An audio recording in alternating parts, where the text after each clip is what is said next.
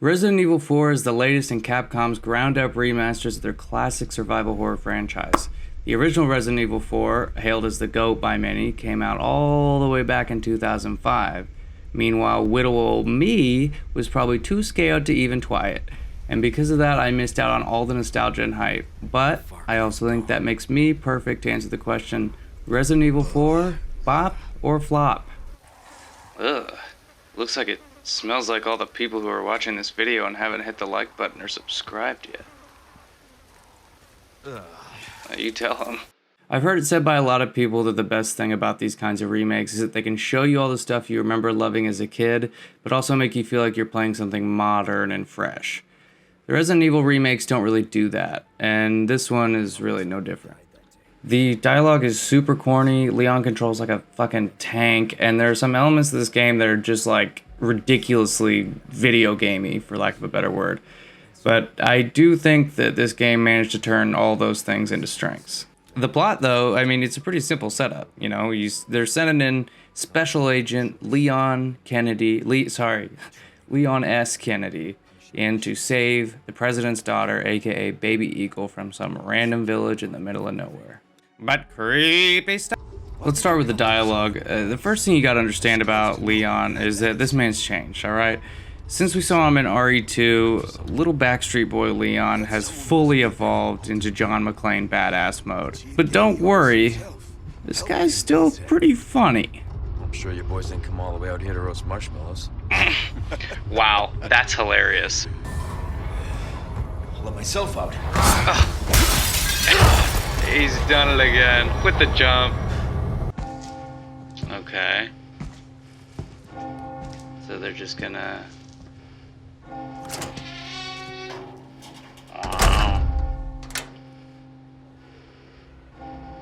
Alright, well that's it. Problem solved. They're all gone. No more zombies. Where's everyone going? No. Bingo? Leon. As for the movement and the combat, you know, I did say he moves like a tank, and it's true, it is, but there's still kind of a fluidity to it, because you're constantly moving from place to place to avoid getting cornered, because as soon as you're cornered, like, you're done. I mean, just look at how many times I got cornered.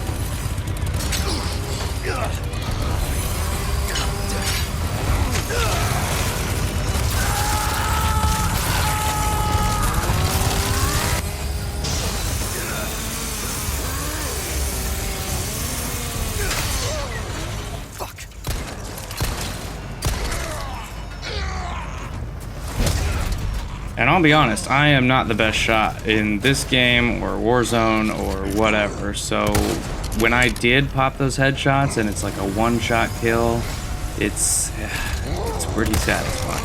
All right. However, the best combat maneuver is used outside of combat, and that is when you are smashing the shit out of everything you see.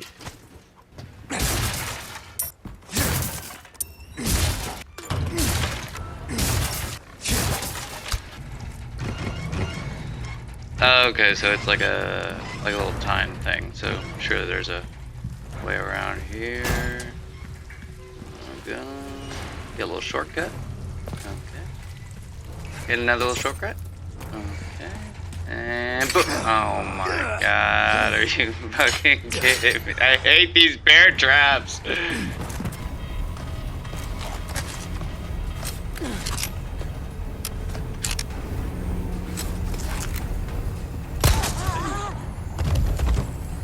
Let's see. What you got? Brother, I've played Elden Ring. There's a little parry action for you, how about that? Now you're at the bottom. You know, maybe this whole game would be a lot easier if I just didn't let him get up the ladder. Okay, let's try something out here. Okay. And you coming? And pop. Okay, we got something going here. Okay, you really couldn't have positioned yourself in a worse place. So let's just go ahead and pop. Okay, next one. Uh-oh, unless the snake gets you. Alright. Still a good setup. Oh, maybe just pop. Nip that in the bud real... Next. Okay. Oh, next! I have an unbeatable system here. Why even try? Stay down there. Why don't you just... And pop. Nah, pop. Coming. Uh-oh, we got a wily one here. Oh, and a spaghetti head. That's not good. You gotta use the shotgun for these spaghetters. Hopefully he climbs like the others. Yep, same thing. Okay. No, not yet. Nah, give it another try.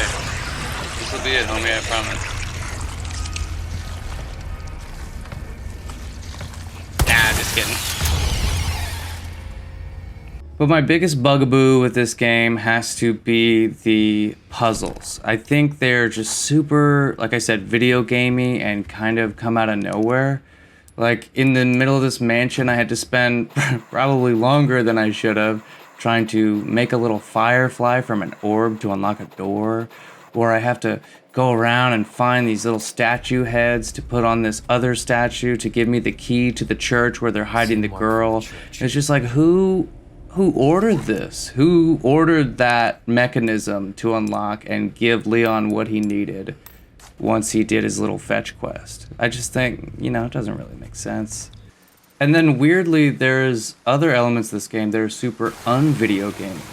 Like, I remember I was going into this cave and I parked my boat at one of the docks. There's like docks that hold your boat. And I went in, I did my stuff, and I went to the other dock connected to it, thinking, you know, the boat will just be wherever you go. No, it stays wherever you dock it. So I had to walk all the way around, and I'm like, why not just make the boat spawn? You know? And then, you know, the whole game you're spending managing your ammo and your resources, and then you hop in a boat to fight the fish, and then, oh, unlimited harpoons. It's like, what? Just... weird moves. But nevertheless, I am always having fun with this. It's not as scary as the last one, I don't think, but it's definitely as engaging, if not more, because I think the plot is more interesting, and you're set in a bigger space, and so there's always something like new and creepy around the corner, whereas in the last one, it just felt like kind of tired of the same police station until that eventually opened up, but overall, it's just a ton of fun. And I gotta say, I'd heard about this dog before, but I had no idea it was going to be so satisfying in this. And I don't know if it's different from the original, but this moment was incredibly satisfying. And I'll just flash it so it doesn't fully spoil it, but man, that was cool. And look, with Ashley, you know, I don't think there's ever going to be a perfect kind of escort type mission in games or escort type mechanic where you have that second ally. I think games like BioShock Infinite or Last of Us have probably gotten close, and this isn't far behind, but there's not really much to say about it. It's decent how it is, and she adds to the story, so it's fine. Overall, despite, you know, some of those weirder video gamey flaws, I really think that this game sells itself on that, you know, 90s action movie over the top thing it's got going on, and really just sells itself as that, and Leon sells himself as that, and it's just a really solid, fun game. So, I'd say it's a bop. To listen to me. What is that? Over there? I'm sure your boys didn't come all the way out here to roast marshmallows.